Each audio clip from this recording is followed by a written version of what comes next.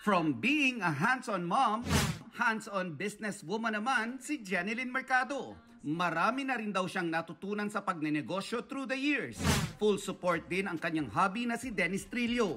Na-experience ko na rin yan. Ang madaming, hindi natin may iwasan. Merong mga manluloko sa'yo, merong mga magte-take advantage. Busy naman si Dennis ngayon sa pagtatapos ng historical family drama series na Pulang Araw.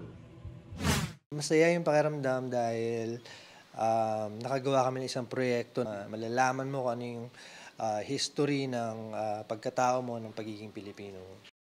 Halos kasabay nito ang shoot ng Metro Manila Film Fest entry ng GMA Pictures na Green Bones. Inaasahan na raw ng Gen Den na magiging busy ang kanilang Christmas season. Sa Christmas Day, mag-iikot talaga kami sa mga sinihan para bisitahin yung mga sinihan, magbenta rin siguro ng tickets. Sabi ko nga sa kanya, wala namang problema. Gusto mo samahan pa kita magbenta ng ticket.